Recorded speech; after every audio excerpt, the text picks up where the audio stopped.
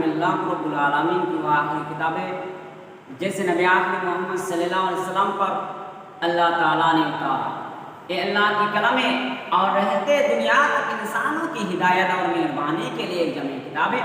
हमारे ऊपर इस किताब को बहुत सारे हुक्म है, इनमें से हक है कि इसको इस तरह पढ़ा जाए जिस तरह इसका पढ़ने की हक है, जैसे कि अल्लाह रब्बुल आलमीन फरमाता है अल्लज़ीना आतैनाहुमुल किताब यतलूनहुल हक़्क़ तिलावतिल, वो लोग जिनको हमने किताब यानी कुरान मजीद उतारी गई उसके तिलावत से इस तरह करते हैं जिस तरह इसका करने की हक है। मेरे इस्लामी भाइयों, आइए देखिए कि कुरान मजीद पढ़ाकर इसका हक अदा कर सकते हैं। कुरान मजीद के तिलावत का हक अदा करने के लिए जरूरी है हमको तरतीब के साथ पढ़ा जाए, जैसे कि अल्लाह रब्बुल आलमीन का हुक्म है वरत्तिल कुरान तरतीला, और हमने कुरान मजीद को ठहर ठहर कर और साफ साफ कर पढ़ा करो। और एक मुकाम पर अल्लाह रब्बुल आलमीन फरमाता है वरत्तनाहु तरतीला, और हमने कुरान मजीद को ठहर ठहर कर भी पढ़ कर सुनाया। तरतील का मतलब नहीं कि कुरान मजीद को ठहर ठहर कर और इत्मीनान के साथ और हर की अदाई और माना मफहूम के सूर के साथ पढ़ा जाए। आइए हदीस की रोशनी में मालूम किया जाए कि किस तरह सहाबा करीम ने कुरान मजीद को पढ़ा करता था। चुनाच अजब उम्मे सलमा रज़ियल्लाहु तआला अन्हा फरमाते हैं कि काना रसूलुल्लाह सल्लल्लाहु अलैहि वसल्लम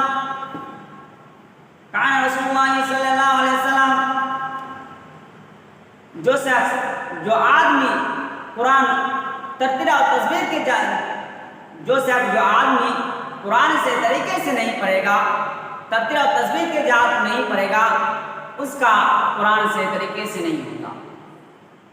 रसूलुल्लाह सल्लल्लाहु अलैहि वसल्लम ने फरमाया अल्हम्दुलिल्लाहि रब्बिल आलमीन, पढ़ते और ठहर जाते, फिर अर्रहमानिर रहीम पढ़ते और ठहर जाते। मेरे भाइयों, हदीस से भी मालूम किया जाएंगे किस तरह सहाबा करीम ने अल्लाह के नबी सल्लल्लाहु अलैहि वसल्लम से पढ़ा और फिर अपने साथियों को किस तरह पढ़ाया।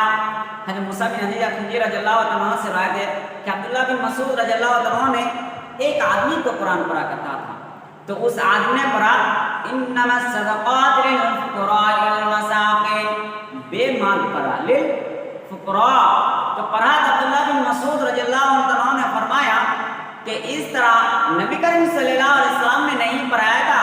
तो उस शख्स ने अर्ज़ किया फिर कैसे पढ़ा? अब्दुल्लाह बिन मसूद रज़ियल्लाहु अन्हु ने फरमाया इन्नमस सदक़ात लिल फुक़रा वल मसाकीन, मैं पढ़कर सुनाया और लिल फुक़रा में माद किया। जरा गौर कीजिए, जरा गौर कीजिए, सिर्फ फुक़रा पढ़ो, माद ना पढ़ने पर अब्दुल्लाह बिन मसूद रज़ियल्लाहु अन्हु ने कुरान को किया और सही कराया। और आज हमको तरतील और तस्बीह की जानकारी नहीं तो कुरान की आयतों पर जहाँ तहाँ रुकेंगे और माना बिगाड़ जाएगा। जैसा कि एक मैं मिसाल देता हूँ, समझ लीजिए गांव में एक हाजी साहब था, तो हाजी साहब मौना साहब हाजी साहब को बोला कि हाजी साहब मैं 2-3 दिन नहीं आ पाऊंगा तो तुम नमाज पढ़ा देंगे। हाजी साहब ने बोला कि ठीक है मैं नमाज पढ़ा दूंगा। हाजी साहब नमाज पढ़ाते पढ़ाते एक दिन एक मगरिब के वक्त एक लड़के वहां से गुजार रहा था, उस रास्ते से गुजार रहा था मस्जिद के अंदर, देखा कि मगरिब का अजान हो गया तो हाजी साहब नमाज शुरू कर दिया। उस लड़के ने जब वुजू करके मस्जिद में दाखिल हुए तो देखा कि हाजी साहब ने जमात शुरू कर दिया। उस लड़के ने जमात धो लिया। नमाज हो जाने के बाद उस लड़के ने खड़ा हो गया और सलाम देकर बोला कि हाजी साहब आपने तो नमाज पढ़ाया, सही तरीके से पढ़ाया, क्योंकि हाजी साहब आपने तो नमाज पढ़ाया, सही तरीके से पढ़ाया, क्योंकि आपने सूरा फातिहा गलत पढ़ दिया और सूरा इखलास भी गलत कर दिया। हाजी साहब हैरान हो गए। मस्जिद में जितने भी लोग थे वो भी हैरान हो गए कि हमने कब हम सूरा फातिहा गलत पढ़ा, सूरा इखलास भी कब हम गलत किया। तो हाजी साहब ने बोलते कि नहीं, मैंने तो कोई सूरा फातिहा गलत नहीं पढ़ाया और सूरा इखलास भी गलत नहीं पढ़ा। उस लड़के ने तब भी हार नहीं मानता है। मस्जिद में जितने भी लोग थे, जितने भी मुसल्ली थे, वो भी बोलने लगते हैं कि नहीं हाजी साहब, आपने सूरा फातिहा गलत पढ़ा। तो उस शख्स में ऐसा गुस्सा हो जाता है, और गुस्सा हो जाने के बाद एक कुरान लेकर आ गए और उस लड़के के हाथ में दे दिया और बोला कि बताओ हमारा गलती कहाँ पर है, हमारा गलती कहाँ पर है। तो हाजी साहब ने उस लड़के ने बोला कि हाजी साहब आपने किस तरीके से पढ़ा, मैं आपको पढ़कर सुनाया, अल्हम्दुलिल्लाह रब्बिल आलमीन अर्रहमानिर रहीम मालिक यौमिद्दीन। हाजी साहब आपने इस तरीके से पढ़ा, बोला कि हाँ, तो गलत पढ़ा। सब लोग हैरान हो गए कि हाजी साहब इसका माना जानते हो, अल्हम्दुलिल्लाह रब्बिल आलमीन इसका माना जानते हो, आग की हरारत खत्म होना अल्लाह के लिए है, जबकि ये माना अल्लाह को मकसूद नहीं है। तो हाजी साहब आपने अल्हम्दुलिल्लाह रब्बिल आलमीन यहाँ पर कौन से हाँ है। तो हाजी साहब ने बोला कि बराहा। तो हाजी साहब हमको एक बात और बताइए कि कुरान में कितने कौफ है। बोला कि 2। हाजी साहब हमको एक बात और बताइए कि कुरान में कितने हाँ है। हाजी साहब ने बोला कि 2। उस लड़के ने बोला ठीक है। तो हाजी साहब अल्हम्दुलिल्लाह यहाँ पर कौन से हाँ है। तो हाजी साहब ने बोला कि बराहा। हाजी साहब के मालूम है एक कुरान में एक कौफ है, एक छोटा काफ एक बड़ा काफ, एक छोटा हाँ एक बड़ा हाँ।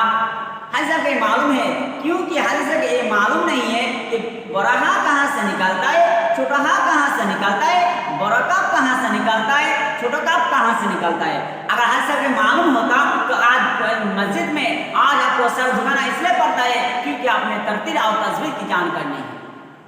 आपने सही तरीके से कुरान सही तरीके से अदा नहीं किया, कुरान सही तरीके से नहीं पढ़ाया। अगर पढ़ाया होता तो आपको आप इसलिए सर झुकाना पड़ता है। आज अपने इस बच्चे के सामने सर झुकाना इसलिए पड़ता है क्योंकि आपने बचपन में सही तरीके से अदा नहीं किया। अगर किया होता तो हाजी साहब अल्हम्दुलिल्लाह रब्बिल आलमीन यहाँ पर बोला है इसलिए कि अल्हम्दुलिल्लाह रब्बिल आलमीन आग की हरारत खत्म होना अल्लाह के लिए। जब आपने छोटा हाँ पढ़ा तो तरतीब और तस्वीर की जान करनी है तो कुरान की आयतों पर जहाँ रुकेंगे और माना बिगड़ जाएगा। तो हाजी साहब अल्हम्दुलिल्लाह रब्बिल आलमीन इसका माना है तमाम तारीफ अल्लाह ताला के लिए जो सारे जहानों का मालिक है। अगर हमने हाँ को हाँ बना दिया तो इसका माना ये हो जाएगा आग की हरारत खत्म होना अल्लाह के लिए, जबकि माना मकसूद हमको मकसूद नहीं है। अगर हम सुबह और शाम यानी सूरह इखलास और सूरह नास पढ़ते हैं, कुल हुवा अल्लाहु अहद जिसका माना है कहुआ लायक है, कुल हुवा अल्लाहु अहद जिसका माना है कहुआ लायक है। अगर हमने कुल की जगह कौफ को बारीक कर दिया तो कुल हो जाएगा, जिसका माना ये हो जाएगा कहुआ लायक है, जबकि माना अल्लाह का मकसूद नहीं है। हाय साहब आपने तो उसी तरह से पढ़ा, सूरह इखलास इसलिए गलत किया, कुल पढ़ दिया कहुआ लायक है। तो हाय साहब हम मस्जिद में इसलिए आते हैं कि अल्लाह को मनाने के लिए, अल्लाह को मनाने के लिए जो हमारे अंदर का बात है हम अल्लाह रब्बुल आलमीन से शेयर करते हैं, इसलिए करते हैं। और इसलिए हम जब हम किसी के सामने मांगते हैं, जब आप किसी के सामने रुपया मांगने के लिए जाते हो तो उसको किस तरीके से बात करते हो, बोलते हो सरदार साहब मुझको थोड़ा सा उधार चाहिए, 10,000 रुपया चाहिए। बोला कि मेरे बेटा बीमार में है, उसको इलाज कराने के लिए किसी डॉक्टर के पास जाऊंगा, इसलिए मुझको 10,000 रुपया उधार चाहिए। बोला कि ठीक है, हम तुमको नरमी से बात किया, इसलिए वो हाजी साहब ने क्या किया, उस सरदार साहब ने क्या किया, आपको 10,000 रुपया दे दिया।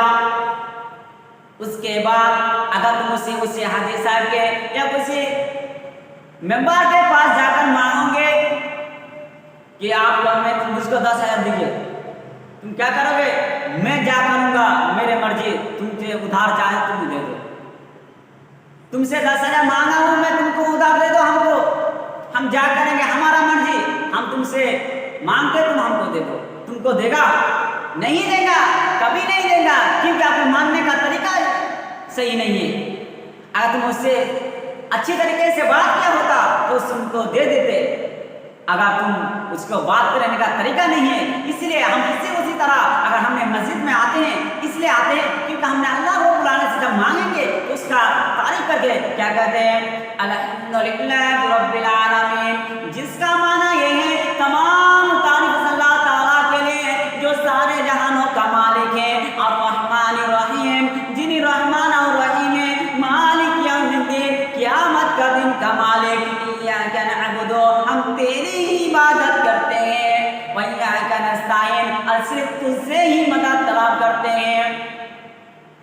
सिरातल लज़ीना अनअमता अलैहिम, रास्ता उन लोगों का जिन पर आपने इनाम फरमाया। हम एक ही सूरा फातिहा में इससे एक ही बात कहते हैं, इहदिना सिरातल मुस्तकीम, हमको हिदायत है सीधे रास्ते पर, सिरातल लज़ीना अनअमता अलैहिम, रास्ता उन लोगों का जिन पर आपने इनाम फरमाया, गैरिल मग़ज़ूबि अलैहिम, और गज़ब के अलैहिम उस पर, वला ज़ालिम, जो जुल्म होने जो भटकते हुए। तो हम इसी तरह अगर हमने अल्लाह को अपने से मांगेंगे तो बहुत अच्छे तरीके से मांगेंगे। समझ ले, बाघ जंगल का क्यों राजा होते हैं? अगर हमने सही तरीके से अदा किया होता, बाघ जंगल का इसलिए राजा होता है क्योंकि उसे माने उसको सिखाया जाता है, सही तरीके से उसको पढ़ाया जाता है। अगर उसको सही तरीके से अदा नहीं किया जाएगा, उसको सही तरीके से सिखाया नहीं जाएगा, उस माने उसको सोचते हैं कि आज हमारे बेटा शिकार नहीं कर पाएगा तो भूखे मर जाएंगे, वो बड़ा होकर किसी के सामने टिक नहीं पाएगा। इसलिए बाघ जंगल का राजा इसलिए होता है क्योंकि उसे बचपन में सिखाया जाता है, उसको माने उसको सिखाया जाता है, वो माने उसको सोचते कि हमारे बेटा, आज हमने बेटे को हमने नहीं सिखाया तो बड़ा होकर क्या करेगा, वो किसी के सामने शिकार नहीं कर पाएगा, वो भूखे मर जाएगा। तो उसको बेटे को ले जाते हैं, उसने बेटा कहते हैं कि माँ अभी मैं छोटा हूँ, अब कि आपकी तरह जब बड़ा हो जाऊंगा, जब आपकी तरह मैं बड़ा हो जाऊंगा तो आपकी तरह मैं शिकार कर लेंगे, मैं आपकी तरह शिकार कर लूंगा। वो माँ ने सोचते हैं कि आज हमारे बेटे को नहीं सिखाया तो बड़ा होकर किसी के सामने टिक नहीं पाएगा, उसको जानवर दबोच नहीं पाएगा। इसलिए उस माँ ने उसके बेटे को बात नहीं मानते, उसको तब भी ले जाते हैं।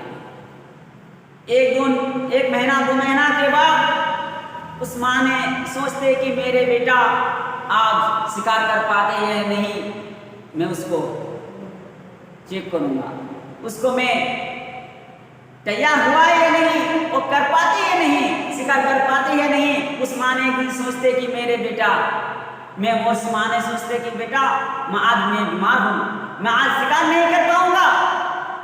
तो माँ ने सोचते हैं कि आज तुम शिकार नहीं कर पाओगे तो हम भूखे मर जाएंगे, शिकार कौन करेगा? उस माँ ने कहा कि बेटा आज तुम शिकार करके लाओगे। उसने बेटे ने कहा मैं अभी छोटा हूँ, मैं उसको शिकार नहीं कर पाऊंगा। तो बेटा आज तुमको जाना ही पड़ेगा, आज तुम नहीं जाओगे शिकार करने के लिए, आज तुम शिकार नहीं कर लाओगे तो मैं भूखे मर जाऊंगा।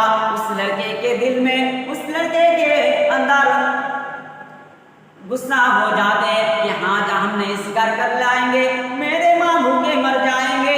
तो उस लड़के ने क्या किया, जंगल की तरफ निकाल गया। जो देखा कि सामने बहुत ज्यादा जानवर है, तो उसने क्या किया, थोड़े उसके सामने क्या किया, तो उसके निकाल गया।